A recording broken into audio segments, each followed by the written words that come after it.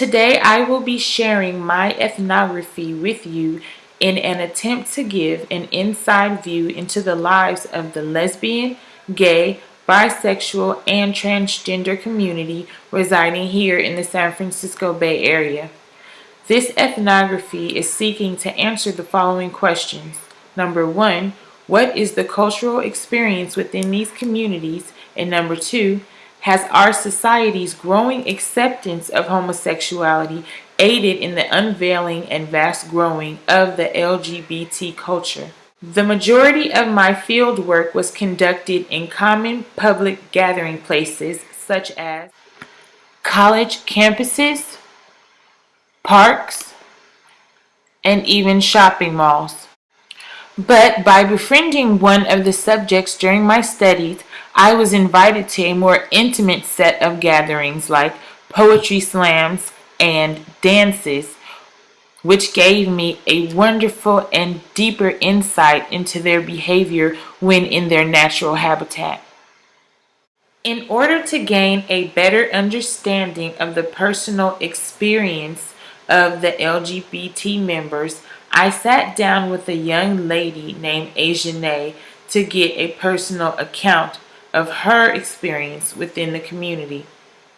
She is a 20-year-old bisexual African American woman who currently resides in Richmond and attends school in Berkeley. Today I'm going to be interviewing you regarding your experiences as a LGBT participant. You are bisexual, gay, lesbian? What do you identify yourself as? I'm bisexual. So my first question, just to clarify, how old are you? I'm 20. Okay, 20 years old.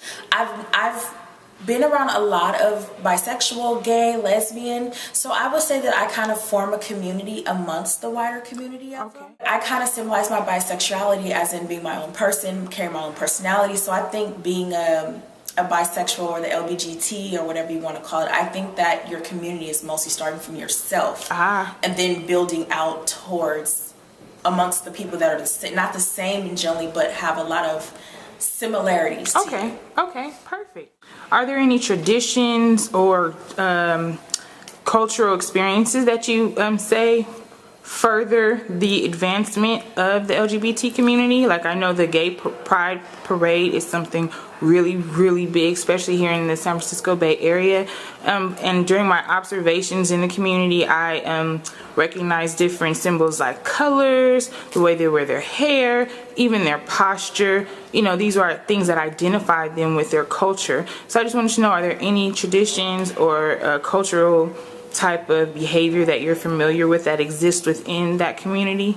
Well, like you said, the different colors is symbolizing the pride parades, but also our culture we carry with ourselves also. Okay. Our culture pretty much, well, I can't really say our culture because, like I said, I'm in two separate worlds, being heterosexual Right. and LBGT. Okay. But for me, I feel like as an African American woman being in an LBGT, the culture is more of not really colors and symbols, but of accepting oneself. So that is the first step to experiencing culture.